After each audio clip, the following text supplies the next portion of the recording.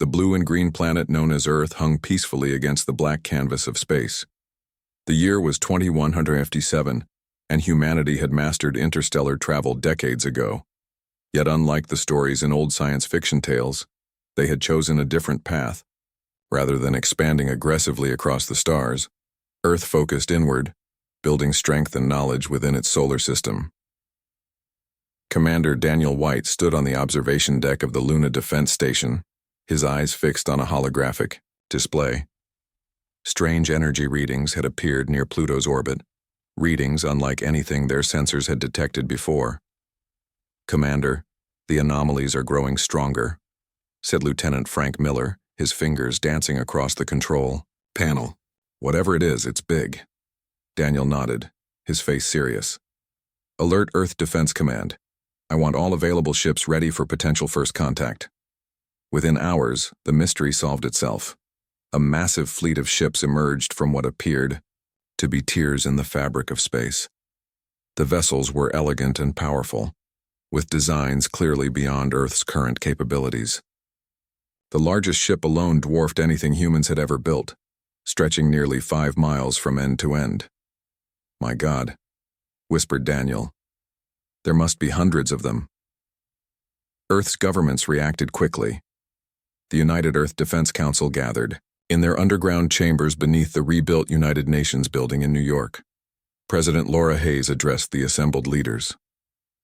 "After 2 centuries of wondering if we were alone in the universe, we have our answer," she said, her voice steady despite the tension. "The alien fleet has made no aggressive moves yet, but they've positioned themselves in a clear blockade formation." Admiral Sam Brown stepped forward. "Madam President, they've sent a communication request. They call themselves the Zorvan Empire and demand to speak with our leaders." The council decided to send Ambassador Lisa Morgan, known for her level head and quick thinking, along with a small delegation to meet the aliens on neutral ground, the International Space Station orbiting Mars. Lisa felt her heart pounding as the Imperial envoy boarded the station. The alien was tall and slender, with pale blue skin and 4 arms. Each movement seemed carefully calculated. Behind him stood guards with weapons unlike anything humans had ever seen. "I am High Emissary Vorzak of the Galactic Zorvan Empire," the alien said through a translation device. "I bring words from Emperor John the Magnificent, ruler of 7,000 worlds and master of the galactic spiral." Lisa maintained her diplomatic smile. "I am Ambassador Lisa Morgan of Earth. We welcome peaceful contact with your civilization." The alien's lips curled in what might have been amusement. "Peace is available to you, human, on our terms." He gestured, and a holographic map of the galaxy appeared between them. Thousands of stars glowed red, marking the Empire's territory. Earth's solar system blinked alone in blue, tiny and isolated. "The Emperor has decreed that all intelligent species must join the Empire or face elimination. Your solar system sits on valuable trade routes. You will surrender your autonomy and accept Imperial governors. Your resources will serve the Empire, and your people will be assigned appropriate roles in our civilization." Lisa felt cold anger rise in her chest, but kept her face neutral. "And if we refuse?" Vorzak seemed genuinely surprised by the question. "Refuse? No species has refused in 800 years. Those who did no longer exist." He studied Lisa with 4 golden eyes. "We have observed your technology. You have barely mastered simple interstellar flight. Our smallest warships could reduce your cities to ash in hours." "We will need time to consider your offer," Lisa replied carefully. The envoy nodded. "You have 1 Earth month.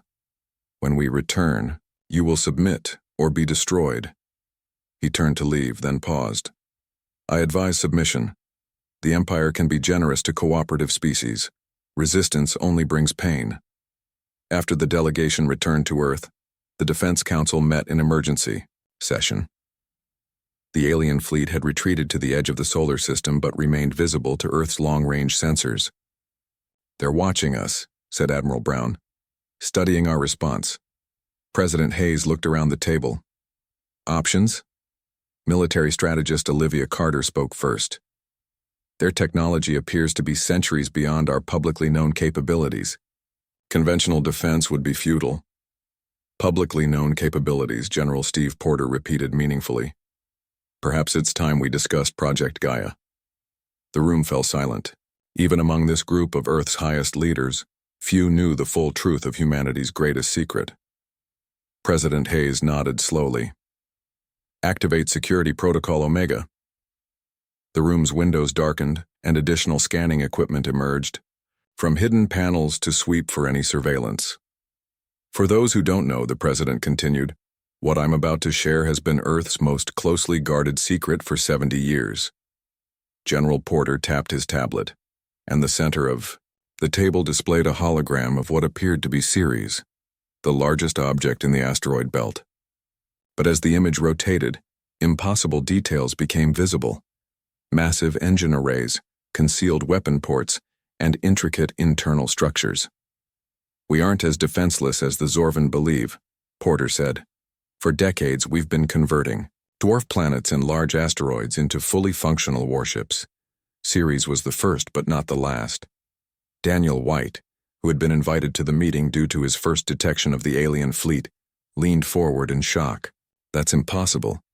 The energy requirements alone would be beyond anything publicly known, finished Olivia Carter. Yes, but not beyond what we actually achieved. She brought up additional schematics. Project Gaia began after we discovered dimensional pocket technology in the 2080s. We've been hiding our true military strength in these pockets, outside normal space-time. President Hayes stood up. The Empire thinks we're primitive because that's what we wanted the galaxy to believe. We suspected we weren't alone, so we prepared quietly. They expect surrender. She smiled grimly. Instead, when they return, they'll face the full might of humanity. In the following days, Earth appeared to prepare for surrender. News broadcasts discussed peaceful integration into the Empire. But behind this facade, a different plan unfolded. Daniel White found himself transferred to a facility built inside the Moon, where he met engineer Susan Miller. Welcome to Gaia Control, she said, leading him into a massive chamber filled with technology he'd never seen before. From here, we coordinate our planetary defense fleet. Daniel watched in awe as technicians worked at stations linked to something far beyond ordinary spacecraft. When the Zorvan return, Susan explained, they'll find Earth has teeth, very, very large teeth. In his quarters that night, Daniel looked out at Earth shining blue and peaceful in the darkness. The Empire believed they were facing a primitive species that would surrender without a fight. They had no idea that humanity had spent generations preparing for this moment. The Empire would return in 1 month expecting submission. Instead, they would face Earth's planet-sized warships, and nothing in their 7,000 worlds would have prepared them for that. 6 months passed since the Zorvan Empire had delivered their ultimatum. On the surface, Earth appeared to be preparing for surrender. Construction crews built landing pads for Imperial ships. Government broadcasts spoke of peaceful transition. Military units stood down from high alert. But deep beneath the lunar surface, in the hidden command center of Project Gaia, the real work continued day and night. Daniel White had spent those months learning the truth about humanity's secret defense program. Today, he stood beside Admiral John Peterson as they prepared to brief the final phase of Earth's response plan. Hard to believe they fell for it, Daniel said, watching a screen showing Zorvan scout ships observing Earth's apparent preparations for submission. Admiral Peterson smiled slightly. The best deception is the one your enemy wants to believe. They think we're primitive, so they see what they expect to see. The briefing room filled with military leaders and government officials. President Hayes entered last, taking her seat at the head of the table. The Zorvan fleet will return in 3 days, she said. Admiral Peterson, are we ready? Peterson nodded and activated the room's holographic system. The image of Ceres appeared, but not as the dwarf planet most people knew. The hologram showed it transformed, with massive engine arrays and weapon systems built into the planetoid. Ladies and gentlemen, this is the EDF Bulwark, Earth's first planetary warship. For those who weren't previously cleared for this information, yes, we converted a dwarf planet into a fully functional spacecraft. Gasps and whispers filled the room. How is that possible? Asked one general. Engineer Susan Miller stepped forward. The science is complex, but the principle is simple. We hollowed out portions of Ceres, installed gravitational control systems throughout its core, and built engines powerful enough to move its mass. The interior now houses living quarters for a crew of 75,000 weapon systems and launch bays for smaller craft. Military specialist Adam Garcia continued the briefing. Ceres isn't alone. We've similarly converted 4 other large bodies in the solar system. Each has been hidden in dimensional pockets just outside normal spacetime, which is why the Zorvan sensors didn't detect them. The hologram shifted to show all 5 planetary warships. Each was massive beyond conventional understanding of what a ship could be. The Zorvan Empire believes they face a primitive species with a few hundred small ships, Admiral Peterson said. Instead, they'll encounter 5 warships larger than anything their empire has ever built, each one capable of destroying their entire invasion fleet. President Hayes stood. I want to be clear. Our goal isn't destruction, but deterrence. We show our strength, force a retreat, and negotiate from a position of power. The room fell silent as the implication sank in. Earth wasn't just fighting for survival. They were about to change the balance of power in the galaxy. On the day of the Zorvan return, Earth's regular defense fleet, the small ships the aliens were expecting, positioned themselves in standard formation around the planet. The massive Imperial fleet materialized near Mars, even larger than before.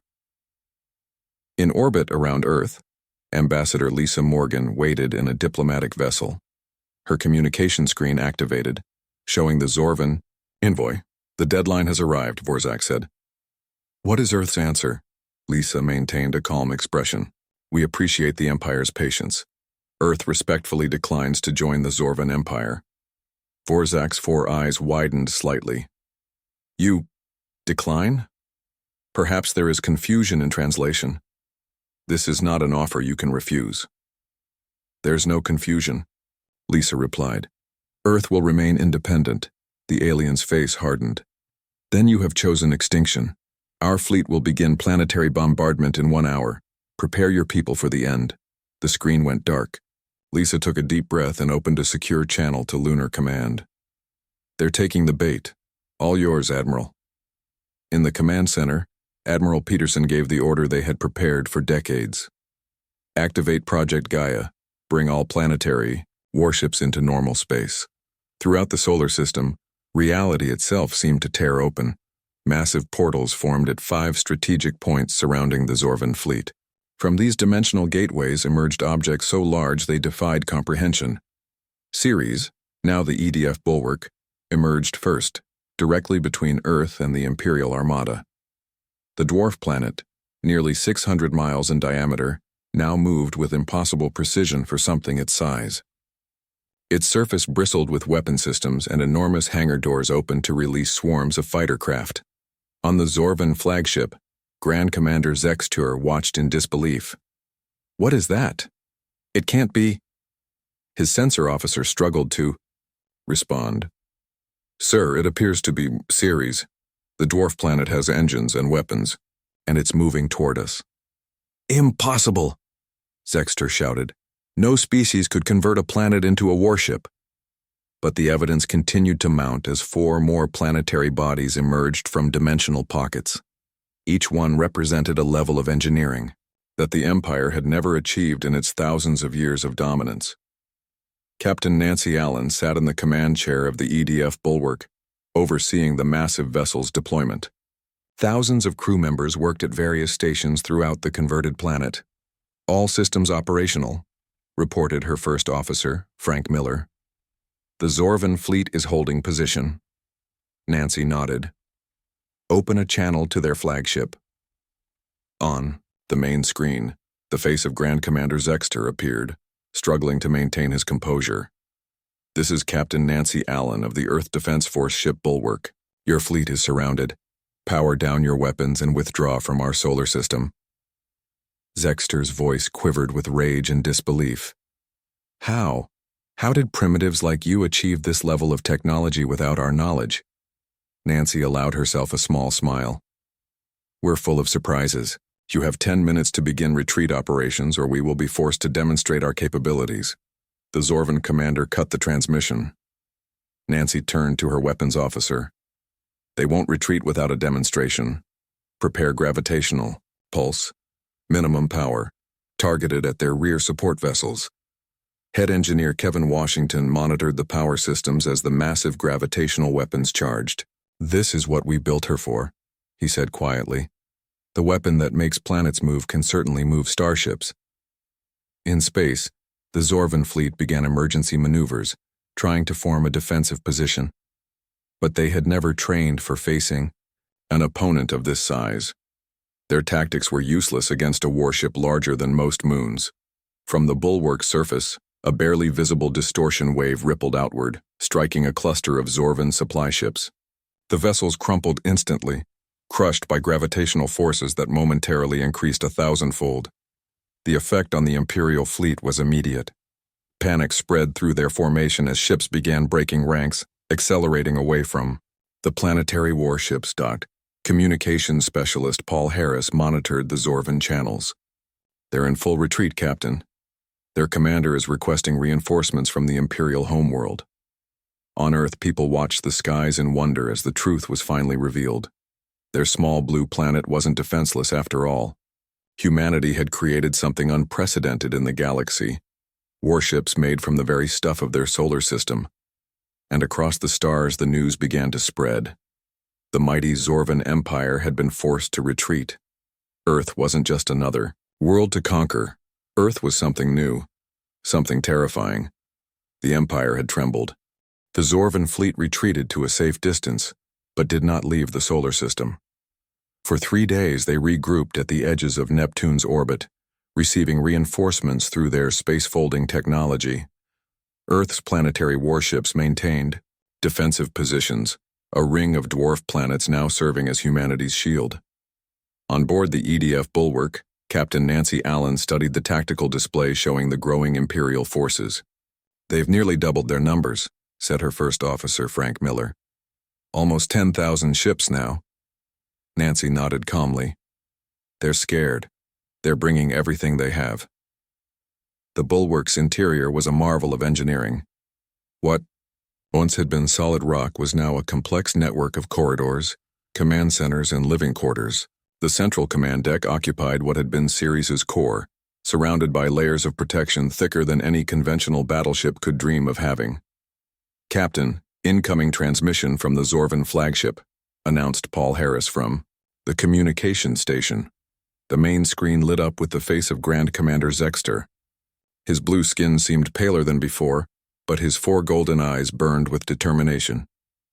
"Humans," he began, "you have surprised us with your planetary technology. The Empire acknowledges your achievement." Nancy said nothing, waiting. However, Zexter continued, "Do not mistake our tactical retreat for defeat. I now command the largest battle fleet assembled in 500 years. You have 5 planet ships. We have 10,000 vessels armed with the most destructive weapons in the galaxy."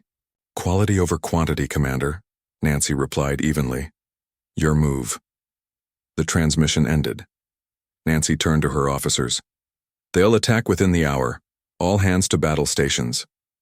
Throughout the 5 planetary warships, crews prepared for the first true test of their massive vessels. Unlike conventional ships where crew members numbered in the hundreds, each planetary warship housed tens of thousands of people. Many had lived there for years, raising families in the artificial gravity environments within the converted planets. Head engineer Kevin Washington monitored the power systems from his station deep within Bulwark. The ship's gravitational weapons drew energy directly from the core, where experimental fusion reactors had replaced much of the original planetary mass. "All power systems at full capacity," he reported. "Gravitational shields at maximum." Nancy nodded. "Good. They'll hit us with everything. Let's show them what a planet can do." The attack came suddenly. Thousands of Zorvan ships surged forward in perfect formation, their energy weapons charging. The first wave fired simultaneously, creating a blinding wall of destructive force aimed at the Bulwark. The energy struck the planetary warship's gravitational shields, a distortion field that bent space itself around the massive vessel. Rather than being absorbed or reflected, the energy simply slid around the curvature of altered space, dispersing harmlessly. "Shields holding at 96%, reported the defense officer. "Minimal impact." On the Zorvan command ship, Zextur couldn't believe the readings. "Impossible. We hit them with enough firepower to crack a moon." His science officer worked frantically at his console. "Sir, they're using some form of gravitational deflection technology. Our weapons aren't penetrating." Zextur slammed his fist down. "Launch the planet killers, now."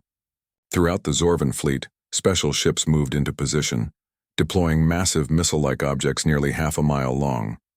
These were the Empire's ultimate weapons, designed to shatter planetary crusts and render worlds uninhabitable. From the bulwark, Nancy watched the deployment with interest. "They're bringing out their big guns," she said. "Target those special weapons platforms, gravitational pulse, full power." The surface of the bulwark rippled as invisible force gathered. When released, the gravitational weapon didn't fire energy or projectiles. Instead, it created a focused wave of massively increased gravitational force. Anything caught in its path experienced the crushing pressure of a neutron star's surface for a brief, devastating moment. The wave struck the first line of Zorvan ships. Metal, alloys, and even the exotic materials of their hulls could not withstand such forces. Ships crumpled like paper toys, crushed into dense balls of matter. The planet killer weapons, for all their destructive potential, were compressed into useless lumps before they could launch. "Direct hit," reported Weapons Officer Jack Powell. 47 enemy ships neutralized. Nancy nodded. "Launch fighter squadrons, target their command ships." From massive hangar bays carved into the bulwark's surface, hundreds of Earth fighters emerged. Unlike the planetary warships, these were conventional spacecraft, but with technologies far beyond what the Zorvan believed humans possessed. Captain Ben Martinez led Alpha Squadron out of the bulwark's northern hangar. "All wings, form up. Target the command vessels with pulse torpedoes." The Earth fighters moved with incredible speed and precision, diving through the Zorvan formations. Their smaller size made them difficult targets for the Imperial ships designed to battle large vessels. The Zorvan fleet responded with their own fighters, and soon the space around the planetary warships filled with thousands of smaller craft, engaged in a chaotic dance of destruction. Meanwhile, the other 4 Earth planetary warships moved into attack positions, each specialized in different aspects of warfare. The EDF Hammer, converted from the asteroid Vesta, deployed massive kinetic weapons, launching chunks of its own mass at near-light speeds toward the largest Zorvan battleships. The EDF Guardian, formerly the dwarf planet Haumea, unfurled enormous energy collection arrays, absorbing the Zorvan weapon fire and redirecting it back at the attackers. 3 hours into the battle, the Zorvan fleet began to show signs of disarray. Despite their overwhelming numbers, they couldn't penetrate the defenses of the planetary warships. Every strategy in their military doctrine proved useless against these behemoths that defied conventional warfare. On the bulwark's communication deck, Paul Harris intercepted and translated desperate messages between Zorvan ships. "They're panicking," he told Nancy. "Their commanders are arguing about whether to continue the attack. Some want to retreat immediately." Nancy considered this information. The Empire has never faced defeat before. They don't know how to process it. From his engineering station, Kevin Washington called up. "Captain, I've been monitoring their weapon impacts. They're adjusting their energy frequencies, trying to find a weakness in our gravitational shields. Will they succeed?" Nancy asked. Kevin shook his head. "Not today, but given enough time and data, they might develop something that could hurt us." Nancy made her decision. "Then we don't give them time. All planetary warships, advance on the Zorvan fleet. Full gravitational assault." The 5 converted planets began to move in perfect coordination, their massive engines flaring. Despite their enormous size, they accelerated with impossible grace, closing the distance to the Imperial fleet. Zextur watched in horror as 5 objects, each hundreds of miles in diameter, moved toward his fleet like predators cornering prey. "All ships, emergency retreat," he ordered. Return to Imperial space immediately. The Zorvan fleet scattered, their formation dissolving into chaos. Space rippled as thousands of ships attempted emergency jumps away from the solar system. Many collided in their panic, creating brilliant explosions that briefly outshone the distant sun. When the battle ended, over 30% of the mighty Zorvan armada lay destroyed or crippled. The rest had fled in disarray, returning to Imperial space with tales of planet-sized warships that could not be harmed by conventional weapons. Nancy Allen stood on the observation deck of the Bulwark, looking out at the debris field that had once been the pride of the Zorvan military. "They'll be back," Frank Miller said, joining her. "With new weapons and strategies." Nancy nodded. "Yes, but now they know the truth about Earth. We're not primitive. We're not weak." She turned away from the viewport. "And next time we won't wait for them to come to us." News of Earth's victory spread across the galaxy faster than the fleeing Zorvan ships. Species that had lived under the Empire's boot for centuries whispered about the primitive world that had defeated the undefeatable. Hope, long dead in many, hearts began to flicker again. On the Zorvan capital world of Zoria Prime, Emperor John the Magnificent sat on his crystal throne, listening to Grand Commander Zexter's report. The Great Hall was silent except for the commander's trembling voice. "The humans have weapons beyond our understanding," Zexter concluded. "They've converted planetary bodies into warships. Our fleet was completely outmatched." The Emperor's six-fingered hand tightened around his scepter. "In 7,000 years, no species has ever repelled an Imperial invasion fleet." From the shadows beside the throne stepped Imperial Chancellor Gregory Bennett, a human who had left Earth centuries ago through means unknown. His body had been enhanced with Zorvan technology, extending his life and allowing him to rise through the Empire's ranks. "I warned you about my former species, Your Magnificence," Bennett said smoothly. "Humans are dangerously unpredictable. They think in ways other species do not." The Emperor turned his seven eyes toward Bennett. "You assured me they were primitive." Bennett bowed slightly. "Their public technology is primitive. They have mastered deception in ways even the Empire has not. They showed the galaxy what they wanted us to see." Emperor Jean stood, his 12-foot frame towering over the others. "This defeat cannot stand. The Empire will respond with maximum force." In the palace war room, the Emperor gathered his highest military leaders. Holographic displays showed the 5 Earth planetary warships from every angle, based on data gathered during the battle. "These abominations defy the natural order," declared Admiral Roy Peterson, one of the few humans who had joined the Empire willingly. "Planets should not move at such speeds or wield such weapons." Chancellor Bennett studied the displays. "Focus on the gravitational technology. That's the key to their power. Their shields bend space itself, and their weapons manipulate gravity to crush our ships." The Emperor's chief scientist, an ancient blue-skinned Zorvan with cybernetic enhancements, nodded. "We can develop countermeasures given time, but we must know more about their technology." "The Empire must also control the narrative," said the Minister of Information. "We are already broadcasting across all Imperial worlds that these human ships are abominations that threaten all life. Many are afraid. But not all believed the Imperial propaganda. On dozens of worlds, resistance movements that had been crushed for generations began to stir again. If Earth could stand against the Empire, perhaps others could too. On the water world of Aquari III, the native gill-breathers gathered in underwater caves, sharing whispered stories of Earth's defiance. On the mining colonies of the Drox system, slaves looked up from their labor with new fire in their eyes. The Empire felt these tremors of resistance and responded as it always had, with brutal force. Security forces crushed any hint of rebellion. Public executions became common. Fear would maintain control where respect could not. Meanwhile, in the Zorvan military headquarters, a human commander was summoned from the distant colonies. Gran. Admiral Eric Scott had served the Empire for 50 years, rising through the ranks by understanding both human and Zorvan psychology. He had led campaigns that subdued entire star systems. "The humans have revealed their strength," Scott told the Emperor when he arrived. But I know their weaknesses. They are sentimental. They care for individual lives. They have moral lines. They will not cross. The Emperor's eyes narrowed. And you do not have such limitations? Scott smiled coldly. I abandoned such weaknesses when I joined the Empire. I will bring Earth to its knees no matter the cost. As he spoke, technicians were already loading his flagship with the Empire's new weapon, a device that could extinguish a star, developed in secret for use only in the most extreme circumstances. Back on Earth, celebration had given way to preparation.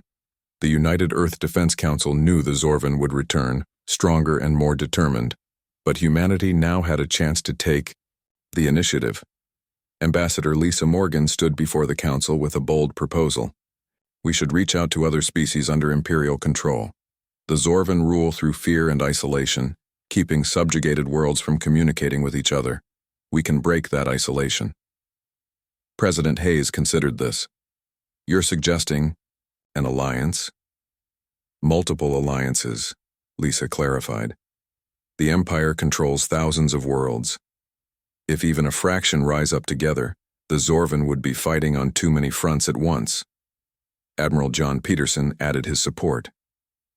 Our planetary warships give us the strength to protect potential allies. Species that would never have risked rebellion might join us if they believe we can shield them from Imperial retaliation.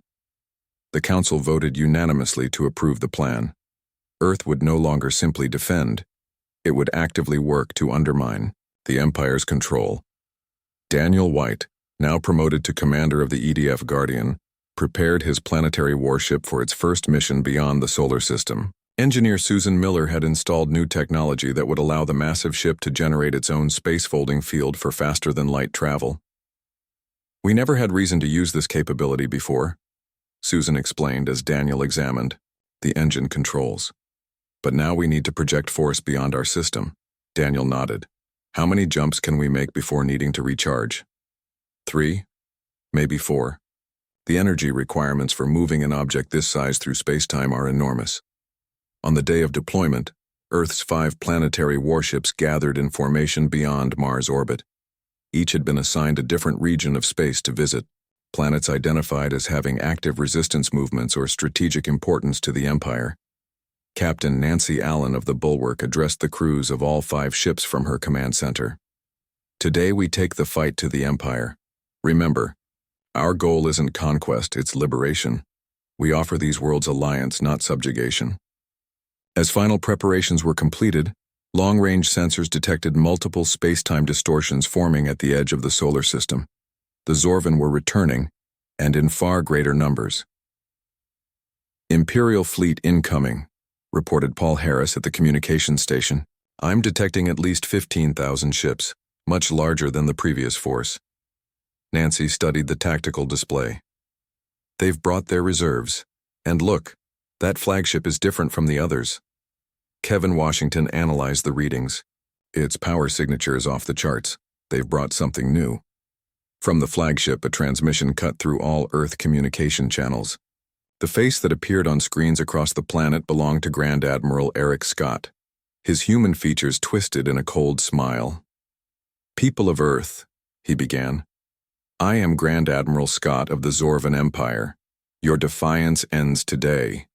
You have one final chance to surrender before I demonstrate the full might of Imperial technology. President Hayes herself replied from Earth Command. We defeated your fleet once, we'll do it again. Scott's smile widened. The previous commander made the mistake of trying to conquer Earth. I'm not here to conquer. I'm here to make an example. He held up a small device. This is a star killer. It creates a focused reaction inside a star's core that will cause it to collapse, then explode. Your son will be the first test of this weapon in actual combat. The transmission ended, leaving Earth's leaders facing a threat beyond anything they had prepared for. The planetary warships were powerful, but could they stop a weapon designed to kill stars? The final battle for Earth's survival was about to begin. Silence filled Earth Command as the threat of the star killer sank in. President Hayes turned to her advisors, her face grim but determined. Options? She asked simply. Admiral Peterson spoke first. We need to prevent that weapon from getting anywhere near our sun. All 5 planetary warships must engage immediately. Military strategist Olivia Carter shook her head. That's exactly what Scott wants. He's forcing us to concentrate our forces here, abandoning our plans to reach out to other worlds.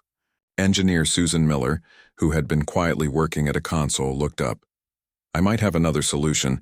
Our ships have a capability we haven't revealed yet. All eyes turned to her. The gravitational technology that powers our warships doesn't just let us move planets or crush enemy ships, she explained. It also lets us temporarily merge with larger gravitational fields. President Hayes leaned forward. What does that mean in practice? It means our ships can synchronize with the gravitational field of a star or gas giant, essentially becoming part of that field. It makes them nearly invulnerable for a short time and multiplies their power. A plan quickly formed. 3 planetary warships would defend Earth directly, while the Bulwark, commanded by Captain Nancy Allen, would attempt to merge with the sun's gravitational field to protect it from the Starkiller weapon. The 5th ship, the Guardian under Commander Daniel White, would make a daring jump to a nearby system where enslaved species might help. The Zorvan fleet approached methodically, spreading out to surround Earth's defenses. Grand Admiral Scott directed operations from his flagship, the massive vessel moving toward the sun with clear purpose. The humans are deploying their planetary abominations, reported his tactical officer. 3 are moving to intercept our main fleet. 1 appears to be heading toward the sun. The 5th is charging its space-folding engines. Scott smiled. Perfect. They're dividing their forces. He turned to his weapons officer. Prepare the Starkiller for deployment and launch our new gravitational disruptors against their approaching ships. The battle began with a fury that dwarfed the previous engagement. The Zorvan fleet had learned from their earlier defeat and now deployed weapons specifically designed to counter Earth's technology. Gravitational disruptor torpedoes struck the planetary warships, causing localized failures in their defensive fields. On the EDF Hammer, alarms blared as sections of the shield grid collapsed. They've adapted quickly, Captain Sam Brown told his crew. Rotate shield frequencies and prepare for close-range engagement. The 3 defending warships fought valiantly, their massive bulk absorbing punishment that would have destroyed conventional vessels instantly. They retaliated with gravitational pulses and kinetic weapons, crushing hundreds of Imperial ships. Meanwhile, the Bulwark raced toward the sun, pushing its engines beyond safe limits. Approaching solar gravitational boundary, reported Frank Miller from the navigation station. Merger systems online. Captain Nancy Allen gripped her command chair. Begin the merger. All power to gravitational synchronization. The Bulwark began to glow as its outer surface responded to the sun's immense gravitational pull. Rather than fighting against it, the ship's systems embraced it, creating a harmonic resonance between the planetary vessel and the star. Kevin Washington monitored the process from engineering. Synchronization at 50% and climbing. The strain on our systems is enormous, Captain. As the Bulwark merged with the sun's gravitational field, it became something new. Neither planet nor star, but a hybrid entity wrapped in the fabric of space-time itself. Scott's flagship approached, the Starkiller device ready for deployment. Target locked on the solar core, his weapons officer announced. Ready to fire on your command. Scott studied the readings of the Bulwark with growing concern. What are they doing? The planetary ship is changing its energy signature. His chief scientist looked up in alarm. Admiral, they're merging with the sun's gravitational field. If they complete the process, our weapon may not penetrate. Scott slammed his fist down. Fire now. Before they finish. The Starkiller launched, accelerating, toward the sun. A sleek missile carrying enough exotic matter to trigger a premature nova. But as it approached, it encountered the merged gravitational field of the sun and the Bulwark. Nancy watched on the Bulwark's sensors as the weapon slowed, then began to distort. It's working. The merged field is warping the weapon's trajectory. The Starkiller, designed to penetrate a normal star's gravity well, couldn't navigate the strange merged field it now encountered. Its guidance systems failed as space itself bent around it. The weapon detonated prematurely, its energy dispersing harmlessly into the sun's outer layers. Scott watched in disbelief as his superweapon failed. Impossible! Meanwhile, in the Procyon system 12 light-years from Earth, the Guardian emerged from its space-folding jump. Commander Daniel White immediately broadcast on all frequencies. "Attention, people of Procyon 4. This is Commander White of Earth. We come seeking alliance against the Zorvan Empire." The response was immediate. Ships rose from the planet below, crude vessels hiding advanced weapons. The Procyons, a species enslaved for 3 centuries, had maintained a secret resistance movement. Now, seeing the massive Earth warship, they revealed themselves. Their leader, speaking through a translator, was direct. "If Earth truly fights the Empire, we will join you, as will others." Daniel sent the good news back to Earth through their quantum communications link. The strategy was working. Already one world was ready to rise against their oppressors. Throughout the next hours, the tide of battle turned. Earth's 3 defensive warships, despite heavy damage, held the line against the Imperial fleet. The bulwark, still merged with the sun's gravitational field, became untouchable, its weapons amplified by solar energy. Grand Admiral Scott, seeing defeat approaching, made one final, desperate move. "Direct all fire on their smallest planetary ship. Concentrate everything we have." The Imperial fleet focused its attack on the EDF Swift, the smallest of Earth's converted planetoids. Under the concentrated fire of thousands of ships, its shields finally failed. The planetary warship began to break apart, its crew evacuating to emergency shelters deep within its core. But even in death, the Swift struck a devastating blow. Its captain activated the self-destruct system, deliberately destabilizing its gravitational technology. The resulting explosion created a temporary gravitational singularity that swallowed nearly a third of the remaining Imperial fleet. Scott, watching his forces being decimated, finally gave the order to retreat. "Return to Imperial space. This battle is lost." As the Empire's ships fled, communications channels across the galaxy exploded with the news. Earth had defeated the Zorvan twice. The unbeatable Empire had been beaten. In the days that followed, delegations from dozens of worlds arrived in the solar system. Species that had suffered under Imperial rule for centuries now sought alliance with Earth. The Guardian returned with representatives from 7 different systems, all ready to join the fight. A month after the battle, Captain Nancy Allen stood on the observation deck of the repaired bulwark alongside President Hayes and Ambassador Lisa Morgan. Before them stretched the largest gathering of non-Imperial ships seen in 1,000 years, the beginning of a new alliance. "The Empire still controls most of the galaxy," Lisa noted. "This war is just beginning." President Hayes nodded. "But for the first time in centuries, the people of the galaxy have hope. And hope is more powerful than any weapon." Nancy watched as ships from 20 different worlds formed up alongside Earth's planetary warships. "The Empire trembled when we deployed our warships," she said quietly. "Now they'll learn what happens when the entire galaxy stands together." Across the stars, the message spread from world to world. Earth stands against the Empire, and Earth is not standing alone.